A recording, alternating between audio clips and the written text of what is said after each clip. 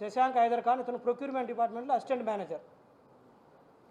So ఇది మూడోది ఏంటంటే, మీ అందరికీ తెలుసు, నేను డిసెంబర్ 24వ తేదీన ప్రెస్ మీట్ పెట్టి 410 మందిని ఒకే రోజు ఇర్రెగ్యులర్ ఎంప్లాయీస్ అని చెప్పేసి నేను తీసేయడం జరిగింది. గుర్తుంది కదా అందరికీ, మీ అందరికీ, మీడియా వాళ్ళకి.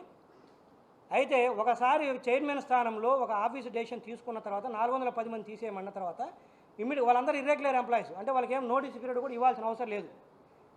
ఈ రోజుకి అంటే దాదాపు 2 నెలలు అవుతున్నా కూడా ఈ రోజుకి ఒక్క ఎంప్లాయీని కూడా తీసేటట్టుగా అఫీషియల్ ఆర్డర్స్ ఇవ్వలేదు.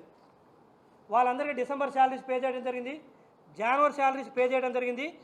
ఇప్పుడు మళ్ళీ ప్రిపేర్ కూడా ఈరోజు ఇంకా 10 రోజులు ఉంటే ఈ నెల కూడా అయిపోతుంది, ఈ నెల కూడా శాలరీస్ పే చేయాలి. ఎందుకంటే నేను ఇన్స్ట్రక్షన్స్ ఇచ్చినా కూడా అఫీషియల్గా అధికారులు ఆర్డర్స్ ఇవ్వకపోతే, అది ఎండీ గారు కావచ్చు లేదా ఈడీ హెచ్ఆర్ కావచ్చు, ఆ రోజున ఈడీ హెచ్ఆర్ ఇవ్వకపోతే అది అఫీషియల్గా వాళ్ళు ఉన్నట్టే లెక్క. సో ఈరోజు జీతాలు పెద్దారు, దాదాపు 1,50,00,000 రూపాయలు ఎవడికి పుట్టిన దండగా ఇది. ఈరోజు ఎవరు కట్టాలి డబ్బులు? ఇదంతా ఇర్రెగ్యులర్ ఎంప్లాయీస్, వాళ్ళు రెగ్యులర్ ఎంప్లాయీస్ కూడా కాదు. ఎందుకు ఆఫీస్ ఆర్డర్స్ ఇవ్వరు?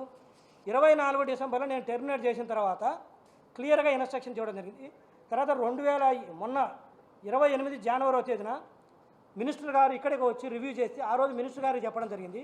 తర్వాత 29న బోర్డు మీటింగ్ పెట్టాము. బోర్డు మీటింగ్లో కూడా ఈ అంశాన్ని మేము బోర్డు మీటింగ్లో పెట్టి ఒప్పుకోవడం జరిగింది, వాళ్ళందరినీ టెర్మినేట్ చేస్తుంది. బోర్డు మీటింగ్ అయిపోయి కూడా దాదాపు 20 రోజులు దాటింది. అంటే మేము అంత ఎట్లా కనపడుతున్నాం చెప్పాలంటే, ఒకసారి ఇన్స్ట్రక్షన్స్ ఇస్తే ఇంప్లిమెంట్ అవ్వాలి కదా. అంటే నీకు ఆర్డర్స్ సైన్ చేయడానికి బాధ ఏంటంటున్నాను. మరి ఎవరు సైన్ చేయాలి?